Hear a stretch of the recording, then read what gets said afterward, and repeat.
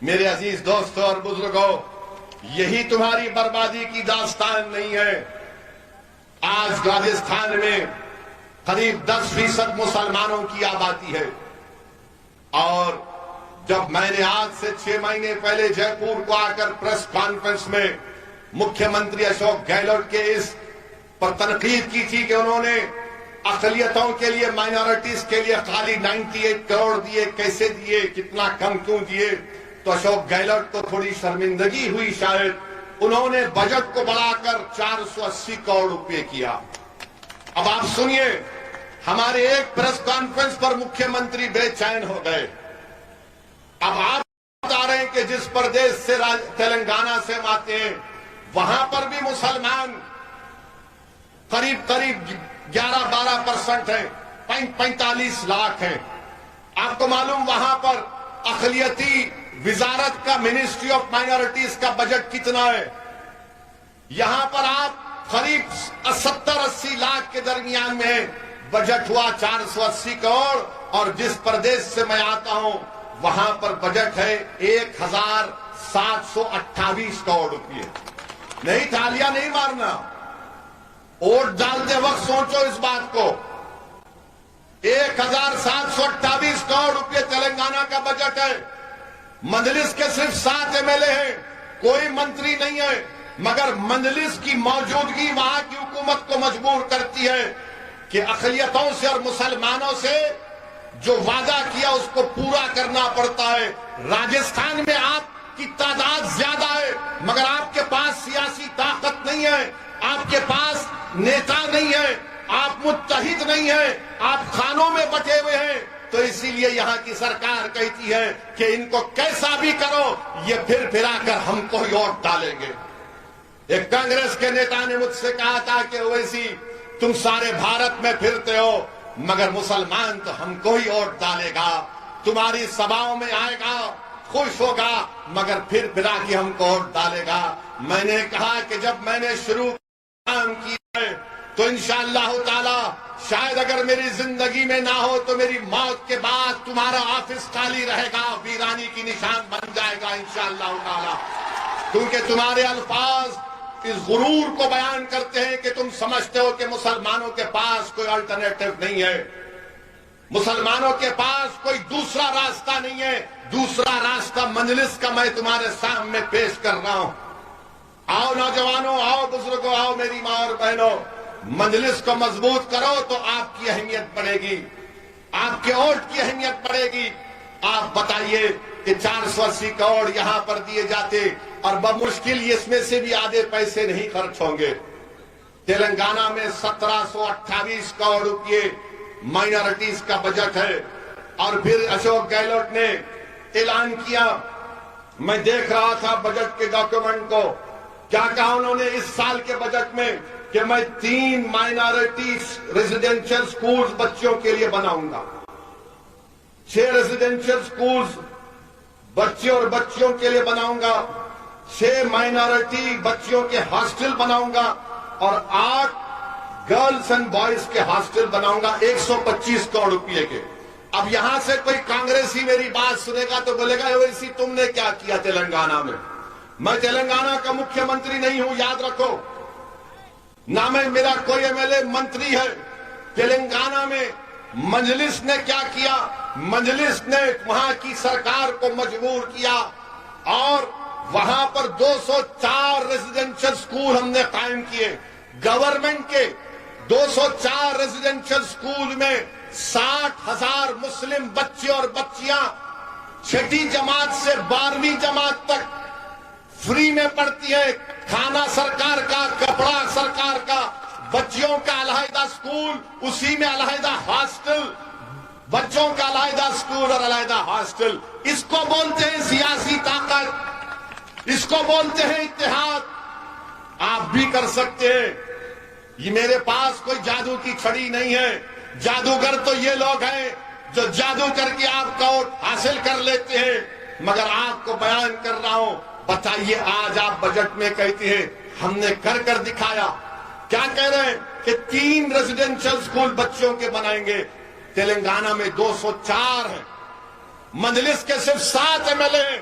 اگر یہاں پر تمہارے مجلس کے 7 MLA جیت جائیں گے تو میں وعدہ کر رہا ہوں انشاءاللہ تعالی 5 سال میں کم سے کم 20,000 مسلمان بچے اور بچیاں گورنمنٹ کے اسکولوں میں پڑھیں گے، تعلیم یافتہ بنیں گے اور دیش کو، راجستھان کو مضبوط کریں گے۔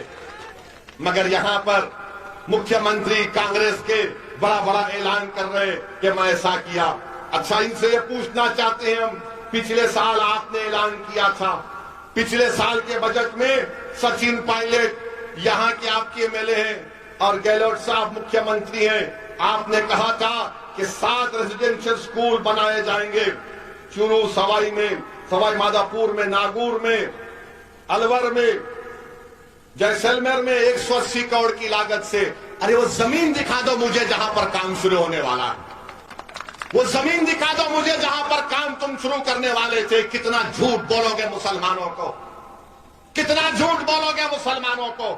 اور پھر کیا اعلان کیا گیا تھا؟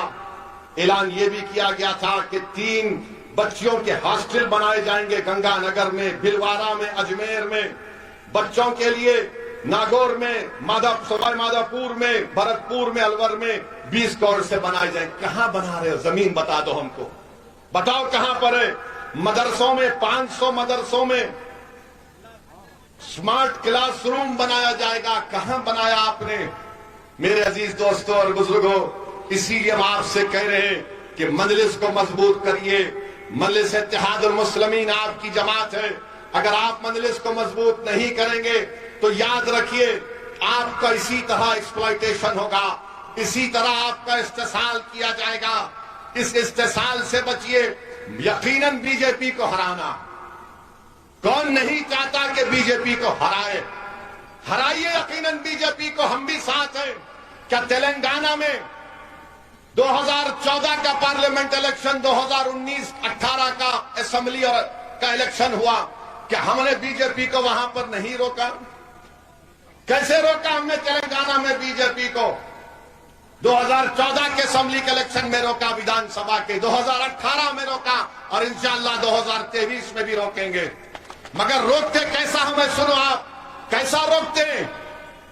پورے بھارت میں مسلمان مر جاتا ہے بی جے پی کو روکنے کے لیے، تو ہم تلنگانہ میں ہم مرتے نہیں، ہم زندہ رہتے ہیں، زندہ رہ کر بی جے پی کو روکتے اور اپنے آپ کو طاقت دیتے ہیں۔ 7 MLA جیتتے ہیں اور پھر بی جے پی کو روکتے بھی ہیں۔ مگر یہاں پر کیا ہوتا ہے کہ نہیں پیارے، تم مٹ جاؤ، مر جاؤ، گھر برباد کر لو، مگر بی جے پی کو روکو، کیونکہ تمہاری خبروں کے اوپر ہم اقتدار کا محل تعمیر کریں گے۔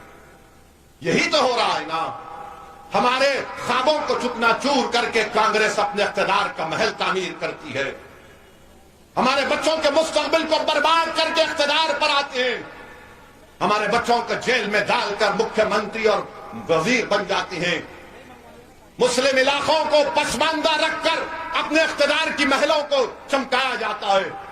میرے عزیز دوستوں اور بزرگوں، میرے غیور نوجوانوں، میری زبان سے نکلنے والے الفاظ اگر آپ کو کڑوی لگ رہے ہیں تو مجھے معاف کرنا، میں لچھے دار گفتگو کرنے کا عادی نہیں ہوں۔ اللہ نے مجھے جب کھڑا کیا ہے بولنے کے لیے، تو بھارت کا پارلیمنٹ ہو یا پھر ٹونک کی سرزمین ہو، بھارت کی پارلیمنٹ میں اگر بی جے پی کے 300 MPوں کے سامنے کھڑے ہو کہ اگر میں کہتا ہوں کہ بھاجپا بھارت کے مسلمانوں پر ظلم کر رہی ہے، تو کھڑے ہو کر کہتا ہوں کہ بغیر کسی سے ڈرے، کیونکہ میرا یہ بنیادی حق ہے سنویدھان کے تحت۔ میرے عزتدار ماں اور بہنوں، آپ سوچئے کہ راجستھان میں 9 مسلم MLA جیتتے ہیں، جس میں سے 3 ہمارے میوات کے میوں مسلمان ہیں۔ آج ہم نے دیکھا کہ بھرتپور میں جنید اور ناصر کو مار دیا گیا۔ کتنے MLA زبان کھول کر بولے، کتنے MLA کھل کر مذمت کیے۔ جب حیدرآباد سے نکل کر اسد الدین اویسی بھرتپور جا سکتا ہے، تو کیا جے پور سے اور ٹونک سے نکل کر سچن پائلٹ اور اشوک گہلوٹ نہیں جا سکتے جنید اور نصیر کے گھر کو؟ ڈرتے ہیں، اگر جائیں گے مسلمانوں کے ساتھ دیکھیں گے تو ہندو بھائیوں کا ووٹ نہیں ملے گا۔ یہ سچائی ہے، یاد رکھو آپ، یہ آپ کا ووٹ چاہتے ہیں، مگر آپ کی جب بھائی کی لاش پڑی ہوئی اس کے سامنے آ کر ٹھہرنا نہیں چاہتے۔ آپ اور چاہتے ہیں مگر میرے بھائی کی بیٹے کی خبر پر جا کر پھول نہیں چڑھانا چاہتے. یہ آپ کی حقیقت ہے, بتا رہا ہوں میں آپ کو. اور پھر آپ کے یہاں کے ودھائک صاحب سچن صاحب نے کیا بیان دیا؟ دوشیوں کو سزا ملنی چاہیے. ارے یہ تو 70 سال سے بولا جا رہا ہے سچن صاحب, دوشیوں کو سزا ملنی چاہیے. ارے دوشی کو سزا نہیں ملتی, ہم کو سزا ملتی ہے. ہمارے بیٹے مر جاتے, جیل کو ہم باپ جاتا ہے. ہماری بیٹی کی مستقبل کو برباد کر دیا جاتا ہے, ہمارا گھر ویران ہو جاتا ہے, سزا ہم کو ملتی ہے. کیوں سچن صاحب آپ جنید اور ناصر کا نام نہیں لے سکتے تھے؟ آپ نہیں کہہ سکتے تھے کہ نام نہاد گو رکشک ہیں جو ظلم کر رہے میواتی مسلمانوں پر, کہ یہ بھارت کے شہری نہیں ہے؟ آخر کیوں ڈرتے ہیں آپ لوگ؟ ارے بی جے پی کو اگر ہرانا ہے تو آئیڈیالوجی پر ہرانا پڑے گا. اندھیرے کا مقابلہ اندھیرے سے ہو سکتا ہے کیا بتاؤ؟ جہالت کا مقابلہ جہالت سے ہوگا, ظلم کا مقابلہ ظلم سے ہوگا. ارے جہالت کا مقابلہ علم سے ہوتا ہے, اندھیرے کا مقابلہ روشنی سے ہوتا ہے, ظلم کا مقابلہ طاقت سے ہوتا ہے. تم صرف تھالی مار کر گھر میں جا کر سو نہیں جانا. اب کے بار اپنے ماں باپ کو سمجھاؤ, اپنے محلے کے بزرگوں کو سمجھاؤ, اپنے دوستوں کو سمجھاؤ کہ ایک دیوانہ آ کر ہم کو سچائی بیان کر کے گیا تھا. آج آپ دیکھو کہ جنید اور نصیر کو بے دردی سے مارا گیا. اس کی داستان تو بیان کروں گا میں مکھیہ منتری سے اور یہاں کے ودھائک سے پوچھنا چاہتا ہوں. سچن پائلٹ صاحب گجر ہے نا؟ ہے نا؟ گجر ہے. میں جو گجروں کے نیتا اب اس دنیا میں نہیں ہے, میں ان کو سلام کرتا ہوں. کروری سنگھ بینسلا صاحب کو, انہوں نے گجروں کے لیے جو کام کیا, انہوں نے گجروں کو ایک مقام دیا, ایک عزت دی, ان کو طاقت دی. مگر آپ مسلمان کیا کر رہے ہیں؟ مسجد میں تو کھندے سے کھندا ملا کر نمازیں تو ادا کر لیتے ہو, مگر جب مسجد سے باہر نکلتے ہو تو تم انتشار کی کیفیت میں مبتلا ہو جاتے ہو.